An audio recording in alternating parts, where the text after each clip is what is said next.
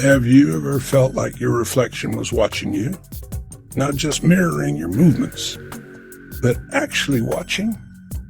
This is the story of Daniel and the mirror he should have never brought home. Daniel was wandering through an old antique shop when he saw it, an elegant Victorian-style mirror. The frame was carved with intricate patterns, almost like twisting vines or veins. This mirror is unique. It has a history. That night, Daniel placed the mirror in his bedroom. It was large, taking up almost the entire wall.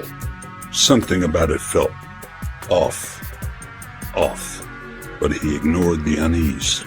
As he lay in bed, he glanced at his reflection, and for a split second, he swore his reflection blinked, but he hadn't. The next morning, Daniel stood in front of the mirror, inspecting it closely. His reflection stared back, but something felt different. Then, he lifted his hand. His reflection followed, but as he lowered it, the reflection's hand lingered just a moment too long. It's just my imagination, right? That night, he set up his phone to record while he slept. The next morning, he watched the footage. For hours, nothing happened. Until, at 3:13 a.m., his reflection moved on its own.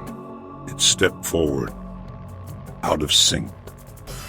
And then, it smiled. Daniel's hands trembled as he turned toward the mirror.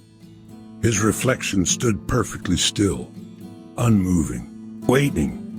And then, without warning, it stepped out of the glass. The screen went black. The next morning, his bed was empty. Daniel was gone, but the mirror remained. And now, if you ever see a Victorian mirror in an antique shop, look closely. You might just see Daniel trapped behind the glass, watching, waiting.